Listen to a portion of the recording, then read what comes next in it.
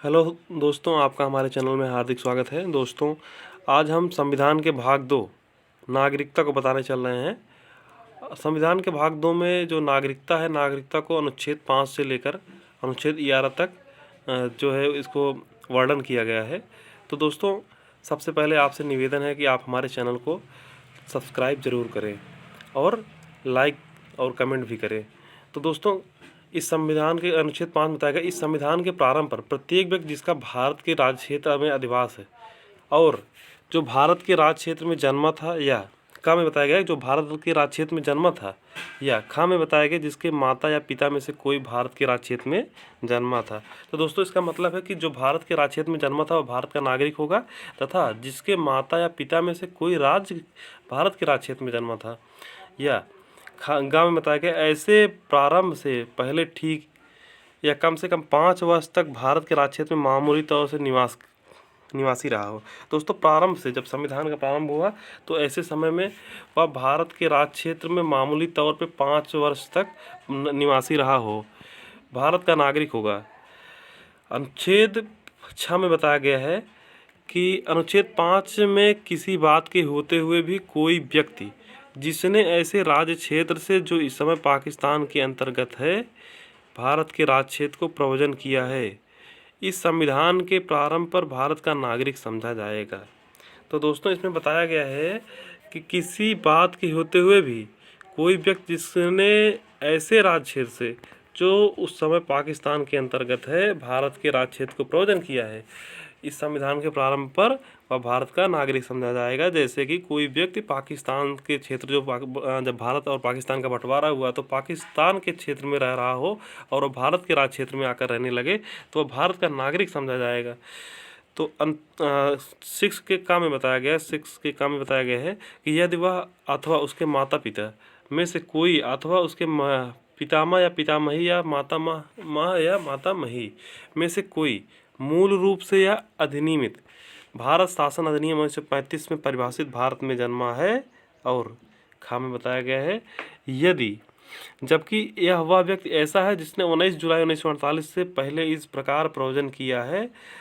तब यदि वह अपने प्रवचन की तारीख से भारत के राज्य क्षेत्र में मामूली तौर पर निवासी रहा है। दोस्तों, प्रवचन का अर्थ होता है स्थानांतरण करना, जिसे माइग्रेशन बोलते हैं।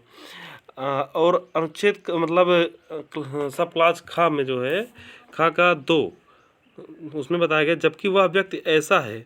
जिसने 19 जुलाई 1948 को या उसके पश्चात इस प्रकार प्रवचन किया है, तब यदि वह नागरिकता प्राप्ति के लिए भारत डोमिनियन की सरकार द्वारा विहित प्रारूप में रीति से उसके द्वारा इस संविधान के प्रारंभ से पहले ऐसे अधिकारी को जिससे उस सरकार के इस आयोजन के लिए नियुक्त किया है, आवेदन किए जाने पर उस अधिकारी द्वारा भारत का नागरिक रजिस्ट्रीकृत कर लिया गया है। तो दोस्तों, आइए आगे चलते हैं।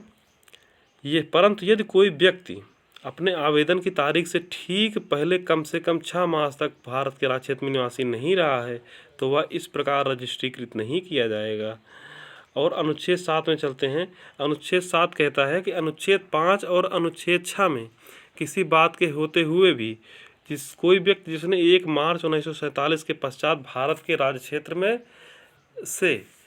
ऐसे राज्य क्षेत्र को जो इस समय पाकिस्तान के अंतर्गत है प्रवचन किया है, भारत का नागरिक नहीं समझा जाएगा। दोस्तों, ये बताता है कि जो भी व्यक्ति भारत के राज्य क्षेत्र में पहले निवासी रहा हो लेकिन बाद में वह पाकिस्तान वाले क्षेत्र में निवास करने लगा हो तो वह भारत का नागरिक नहीं समझा जाएगा। परंतु इस अनुच्छेद की कोई बात ऐसे व्यक्ति को लागू नहीं होगी जो ऐसे राज्य क्षेत्र को जो इस समय पाकिस्तान के अंतर्गत है प्रवचन करने के पश्चात भारत के राज्य क्षेत्र को ऐसी अनुज्ञा के अधीन लौट आया है जो पुनर्वास के लिए या अस्थायी रूप से लौटने के लिए किसी विधि के प्राधिकार द्वारा उसके अधीन दी गई है। प्रत्येक ऐसे व्यक्ति के बारे में अनुच्छेद 6 के खंड खा के प्रयोजनों के लिए यह समझा जाएगा कि उसने भारत के राज्य क्षेत्र को 19 जुलाई 1948 के पश्चात प्रवचन किया है। तो दोस्तों, आइए आगे चलते हैं अनुच्छेद 8 में। अनुच्छेद 8 कहता है कि अनुच्छेद 5 में से किसी बात के होते हुए भी कोई व्यक्ति जो जिसके माता या पिता में से कोई अथवा पितामह या पितामही या मातामही में से कोई मूल रूप से यथा अधिनियमित भारत शासन अधिनियम 1935 में परिभाषित भारत में जन्मा था और जो इस प्रकार परिभाषित भारत के बाहर किसी देश में मामूली तौर से निवास कर रहा है अथवा भारत का नागरिक समझा जाएगा यदि वह नागरिकता प्राप्त के लिए भारत डोमिनियन की सरकार द्वारा या भारत सरकार द्वारा विहित प्रारूप में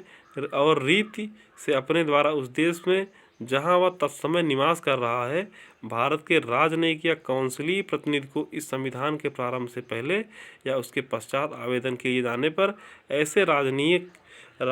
या काउंसिली प्रतिनिधि द्वारा भारत का नागरिक रजिस्ट्रीकृत कर लिया गया है। अनुच्छेद 9 बताता है यदि किसी व्यक्ति ने किसी विदेशी राज्य की नागरिकता स्वेच्छा से अर्जित कर ली है तो वह अनुच्छेद 5 के आधार पर भारत का नागरिक नहीं होगा अथवा अनुच्छेद 6 या अनुच्छेद 8 के आधार पर भारत का नागरिक नहीं समझा जाएगा। तो दोस्तों, अगर कोई व्यक्ति किसी विदेशी राज्य की, विदेशी देश की, दूसरे देश की नागरिकता ग्रहण कर ली है तो वह भारत से अपने आप उसकी नागरिकता खत्म हो जाएगी। तो दोस्तों आगे चलते हैं। अनुच्छेद 10 हमारा कहता है कि प्रत्येक व्यक्ति जो इस भाग के पूर्वगामी उपबंधों में से किसी के अधीन भारत का नागरिक है या समझा जाता है ऐसी विधि के उपबंधों के अधीन रहते हुए जो संसद द्वारा बनाई जाए वो भारत का नागरिक बना रहेगा। तो दोस्तों जो एक अनुच्छेद 10 बताता है कि जो भी ऊपर के दिए गए उपबंध जो दिए गए हैं उसमें किसी भी के अधीन भारत का नागरिक या समझा जाता है तो जो विधि नए संसद द्वारा कानून बनाएगी, संसद जो है नए कानून बनाएगी उसके अनुसार भी वह भारत का नागरिक बना रहेगा। अनुच्छेद 11 हमें बताता है कि इस भाग के पूर्वगामी उपबंधों की कोई बात नागरिकता के अर्जन और समाप्ति के तथा नागरिकता के संबंधित अन्य सभी विषयों के संबंध में उपबंध करने की संसद की शक्ति का अल्पीकरण नहीं करेगी। इस भाग के पूर्व में कहता है कि इस भाग के पूर्वगामी उपबंधों की कोई बात नागरिकता के अर्जन और समाप्ति के तथा नागरिकता से संबंधित अन्य सभी विषयों के संबंध में उपबंध करने की संसद की शक्ति का अल्पीकरण, मतलब ये संसद में जो शक्ति है उसका अल्पीकरण नहीं करेगी, यानी संसद की शक्ति को कम नहीं करेगी। दोस्तों, आपका पूरा वीडियो देखने के लिए आपका बहुत बहुत स्वागत है। आप हमारे चैनल को सब्सक्राइब कीजिए और लाइक भी कीजिए। आगे भी ऐसे अन्य वीडियो भी आते रहेंगे जो आपके मार्गदर्शन करने के लिए बहुत ज़रूरी होंगे। धन्यवाद।